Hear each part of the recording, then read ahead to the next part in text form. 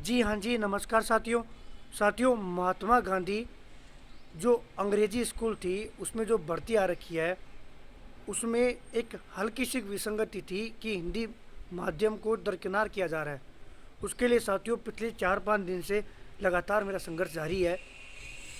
इसी बीच में कल एक लेटर भी जारी हुआ था। साथ में अंग्रेजी मीडियम वाले समझ नहीं पा रहे, वो मेरे को विरोधी समझ रहे हैं। हिंदी मीडियम वाले अपने स्वार्थ को देखकर ये चाहते हैं कि हाँ भैया हमें शामिल कर लो। एग्जैक्ट बात सुनो ना, मैंने बाकी वीडियो कल से जो पहले के वीडियो डाले हुए हैं वो सारे ट्विटर पे और यूट्यूब पर है। एक बार हकीकत में समझना कि वास्तव में है क्या। साथियों, शुरू में 10,000 की वैकेंसी निकाली गई और इन्होंने कहा कि हम संविदा पर लेंगे, संविदा पर भर्ती लेंगे, 9 साल तक 16,000 कुछ रुपए देंगे, बाद में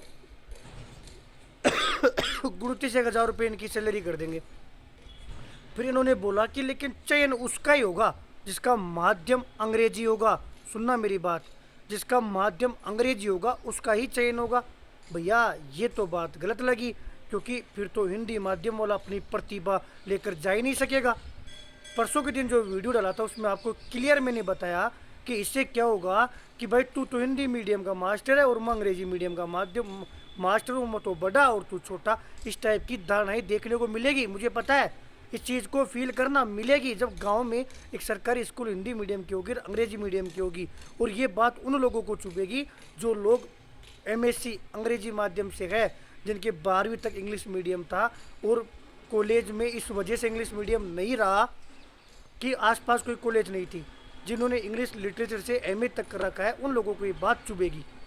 इसके लिए साथियों आप लोगों को बताया, संघर्ष किया और बेकायदा इस विसंगति को जितनी भी सेंट्रल इंग्लिश मीडियम स्कूल है उनका प्रूफ लेकर मंत्री जी को अवगत करवाया, विभाग को अवगत करवाया कि सर ये विसंगति ऐसे तो हिंदी माध्यम का अपमान है, सीधा सीधा सा अपमान है। आप बिना प्रतिभा को देख के दरकिनार कैसे कर सकते हो।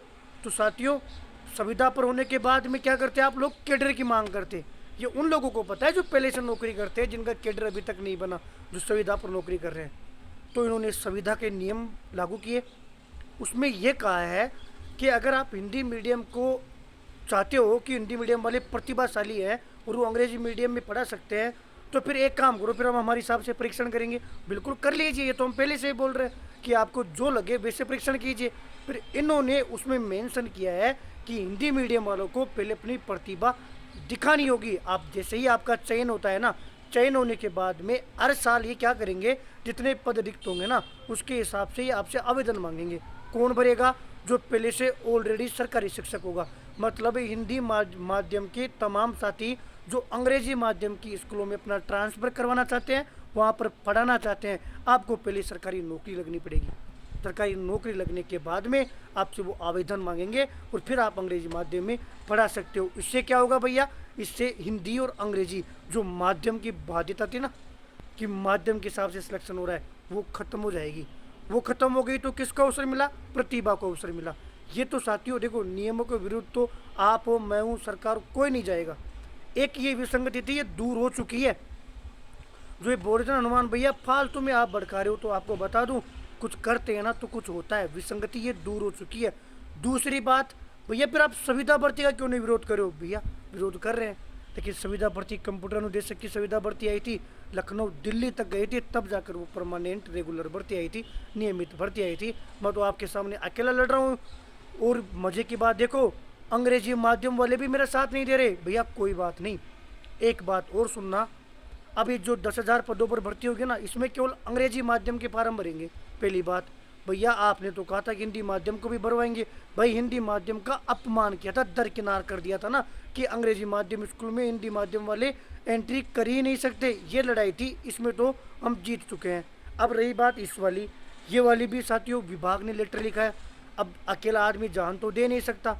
अब विभाग ने लेटर लिखा है और विभाग से और समीक्षा करवाई जाएगी कि वास्तव में ये पॉसिबल हो सकता है क्या, क्योंकि ये परसेंटेज बेस पे ले रहे हैं। अगर इसमें हिंदी मीडियम को शामिल करते हैं ना तो फिर इनको कोई ना कोई माध्यम अपनाना पड़ता। इसलिए इस पर अभी विभाग चर्चा कर रहा है। अभी इंग्लिश मीडियम वाले ही भरेंगे। हिंदी मीडियम वालों के लिए देखो, बात तो पहले भी मैं प्रतिभाशालियों की कर रहा था, तो उन लोगों को ये चीज़ फील नहीं होगी कि यार हम अंग्रेजी मीडियम में नहीं पढ़ा सकते, तो वो भी संगति दूर हो गई। दूसरी, अंग्रेजी माध्यम वाले तमाम साथियों से एक बात कहूँगा। साथियों, आपको लगता होगा कि हनुमान आपका दुश्मन है। मैं आपका बुरा क्यों चाहूँगा, एक बार सोचना। आप लोग स्वार्थ में पागल हो रहे हो। 16,000 की 1,000 रुपये ये भर्ती है, 16,000 रुपये आपको मिलेंगे। आप खुद सोचो, आप इंग्लिश मीडियम से हो, आप एमएससी हो, बीएससी हो, बीए हो, बीएड हो, बीएसटीसी हो, क्या अंग्रेजी माध्यम की जो स्कूलें प्राइवेट संचालित हो रही है उनमें आपको कोई 16,000 रुपये नहीं देगा? आप 50-50 हज़ार रुपये 7वीं 8वीं 10वीं तक पढ़ाकर कमा सकते हो। इसमें कौन सी तुम्हें पेंशन मिलेगी?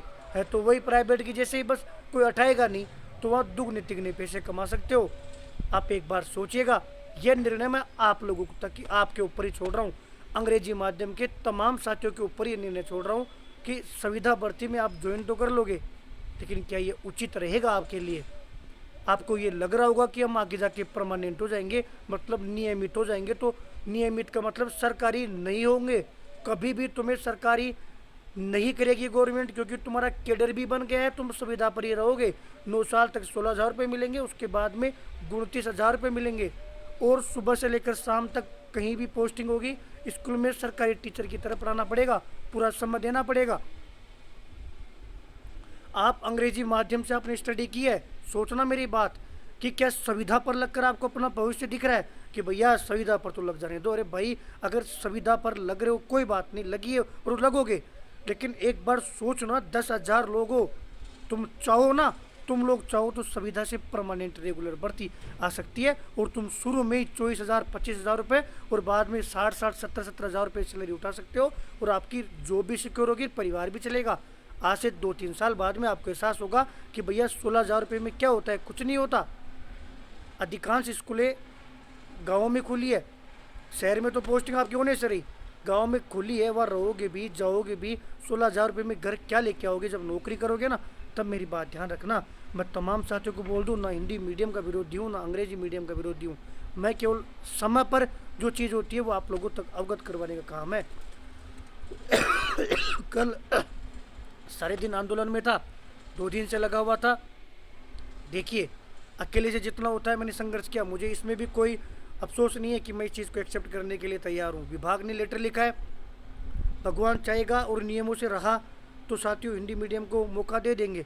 मौका देना भी तभी उचित है जब या तो इंटरव्यू ले, या फिर कोई इंग्लिश मीडियम में डेमो ले, या फिर एग्ज़ाम हो। अगर एग्ज़ाम में तीनों नहीं लेते हैं तो फिर अंग्रेजी माध्यम को लेंगे, लेकिन विभाग को लेटर ज़रूर लिखा है ना। और रही बात कि हिंदी मीडियम वाला क्या पढ़ा ही नहीं सकता, तो आप सरकारी नौकरी लगिए और हर साल गवर्नमेंट फॉर्म भरवाएगी, कैडर के थ्रू नई भर्ती होगी, नहीं कैडर के थ्रू फॉर्म भरवाएगी, उसमें जाना और पढ़ाना, अपनी प्रतिभा को अवसर देना, कम से कम सम्मान तो मिला। अब आपको ये नहीं कहेगा कि हिंदी मीडियम वाला अंग्रेजी में नहीं पढ़ा सकता। उम्मीद करता हूँ कि पूरी कहानी समझ में आई होगी। धन्यवाद साथियों।